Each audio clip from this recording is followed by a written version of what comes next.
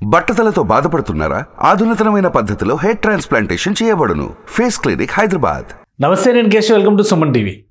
ఆంధ్రప్రదేశ్లో రాజకీయాలు శరవేగంగా మారిపోతున్నటువంటి పరిస్థితి. ఇక ఎన్నికల ప్రచార పర్వంలో ప్రధానమైనటువంటి 3 పార్టీలు దూసుకుపోతున్నటువంటి పరిస్థితి. జనసేన పార్టీ అధినేత పిఠాపురంలో అడుగుపెట్టినటువంటి క్షణంలో జనసేనకు అండగా నిలవాలని కాపు సంఘాలు నిర్ణయించినట్టుగా సంకేతాలు కనిపిస్తున్నాయి.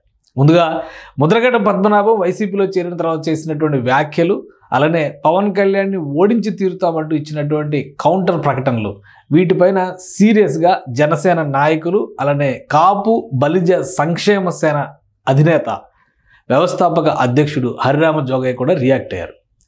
పవన్ కళ్యాణ్ని ఓడిస్తామంటూ చేసినటువంటి వ్యాఖ్యలపైన జనసేన పార్టీ కాపు నాయకులు, ప్రధానంగా బొలిశెట్టి శ్రీనివాస్ లాంటి వాళ్ళు స్ట్రాంగ్ రియాక్షన్ ఇచ్చారు.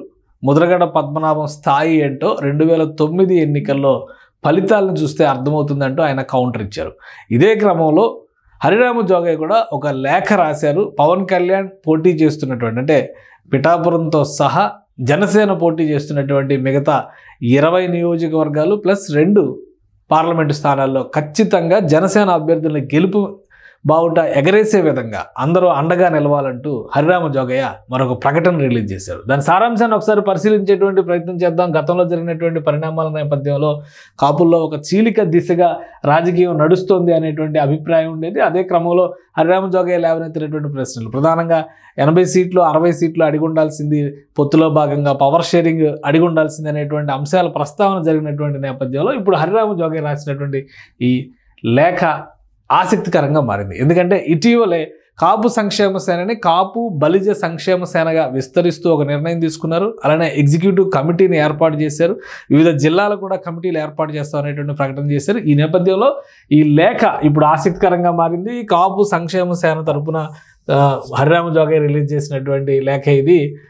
కాపు బలిజ సంక్షేమ సేన ఆఫీస్ బేరర్లు సభ్యులకి, అంటే పూర్తిగా ఇంటర్నల్ డిస్కషన్ కోసం రిలీజ్ చేసింది. ఈ రోజు నుంచి పిఠాపురంలో మొదలై 15 రోజుల పాటు జనసేన అధ్యక్షులు పవన్ కళ్యాణ్ గారు జనసేన పార్టీ అభ్యర్థులు పోటీ పెడుతున్నటువంటి 21 నియోజకవర్గాల్లో వారాహి బస్సు యాత్ర ద్వారా ప్రజలందరినీ కలిసి జనసేన అభ్యర్థుల విజయాన్ని కోరి పర్యటించుకొని తలుచుకున్నట్టు మీకు తెలియంది కాదు. కాపు బలిజ సంక్షేమ సేన సభ్యులందరూ ఈ పర్యటనలో భాగస్వాములై జనసేన అభ్యర్థులకు వారి విజయానికి తమ వంతు కృషి చేయవలసిందిగా కోరుతున్నాను. ఇది హరిరామ జోగయ్య రిలీజ్ చేసినటువంటి లెటర్. వాస్తవానికి సంక్షేమ సేన జనసేన రాజకీయాలకు దూరంగా జరిగిపోతుందని అందరూ భావించారు. ఎందుకంటే హరిరామ జోగయ్య గారి సొంత కుమారుడే వైఎస్ఆర్సీపీలో చేరినటువంటి పరిస్థితి. అదే తరుణంలో ముద్రగడ పద్మనాభం కూడా ఆ పార్టీ తీర్థం తీసుకున్నారు. అలానే గత ఎన్నికల్లో పిఠాపురంలో జనసేన పార్టీ అభ్యర్థిగా పోటీ చేసినటువంటి శేషకుమారి కూడా పార్టీ మారినటువంటి పరిస్థితి. ఎక్కడెక్కడ జనసేన నాయకులు అసంతృప్తున్నారు. ఇవాళ కూడా పితాని బాలకృష్ణ పిఏసీ మెంబర్గా జనసేనలో పనిచేసినటువంటి నాయకుడు, ముమ్మిడివరం నియోజకవర్గ నేత, పొత్తులో భాగంగా ఆ సీటు కోల్పోవడంతో ఆయన ఇప్పుడు వైఎస్ఆర్సీపీలో చేరి, ఈ విధంగా జనసేనని వదిలేసి ఒక్కొక్కరుగా పక్షుల్లో ఎగిరిపోతున్నటువంటి నేపథ్యంలో కాపు బలిజ సంక్షేమ సేన పవన్ కళ్యాణ్కి అండగా నిలవాలని నిర్ణయించింది. జనసేన అభ్యర్థులు పోటీ చేస్తున్నటువంటి ప్రతి చోట కాపు బలిజ సంక్షేమ సేన సభ్యులందరూ కూడా వారి గెలుపు కృషి చేయాలంటూ ఒక ప్రకటన రిలీజ్ చేశారు. అలానే ముద్రగడ పద్మనాభం విషయంలో కూడా జనసేన పార్టీ స్ట్రాంగ్ కౌంటర్ ఇవ్వాలనేటువంటి నిర్ణయానికి వచ్చినట్టుగా కనిపిస్తుంది. బొలిశెట్టి శ్రీనివాస్ ప్రధానంగా ముద్రగడతో చర్చలు సంప్రదింపులు జరిపి ఆయన జనసేనలోకి తీసుకురావాలని ప్రయత్నం చేసినటువంటి నాయకుడు, తాడేపల్లిగూడెం ఎమ్మెల్యే అభ్యర్థిగా పోటీ చేస్తున్నారు జనసేన పార్టీ నుంచి. ఆయన కూడా ఒక సీరియస్ కౌంటర్ ఇచ్చారు. ముద్రగడ పద్మనాభంకి దమ్ముంటే పోటీ చేసి నిరూపించుకోవాలి, పవన్ కళ్యాణ్ని ఎలా ఓడిస్తారో కూడా చూస్తామనేటువంటి వార్నింగ్ ఇచ్చారు.